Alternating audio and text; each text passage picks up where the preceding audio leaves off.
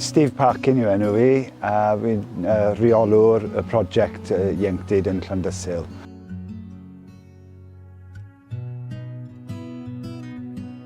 Dyfodol disgler, Brighter Futures, so ni'n trio weithio gyda'r henoed a pobl sy'n teimlo bach yn isolated yn y chymuned, a helpu nhw mas.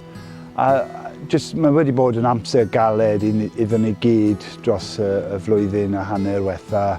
Oedd rhaid i ni ailnewid y llawer o pethau oedd mewn y plan i ddechrau.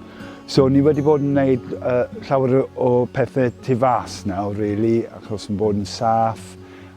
Ni wedi dod â llawer o hapus i'r pobl yma. So we're pulling out the lettuces that have bolted, so they're no good now because they've gone a bit bitter. So we're just helping out because it's quite a lot for them to keep on top of. All the residents of Glasgow, so they're all elderly or they have health conditions, and so they really appreciate a bit of extra help. So we just do what we can when we can.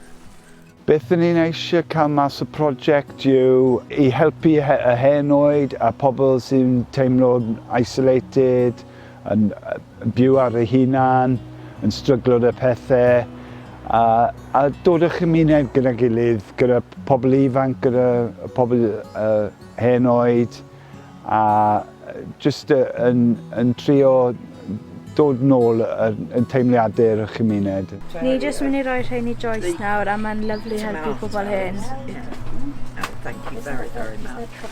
Mae fe'n rili neis I helpu pobl o fewn cymuned ni sy'n henach na fi, sy'n ffili wneud pethau fel fi chi'n wneud. Mae good grŵp o pobl a mae fe'n rili neis wneud ydyn gilydd a mae fe jyst yn rhywbeth gwahanol I wneud. So this was like a building site and it was just a pile of rubble with a big cage all around it, and it was like that for nearly 3 years. And since the youth centre's come up and helped, as you can see, I've got somewhere to sit, and it's absolutely beautiful.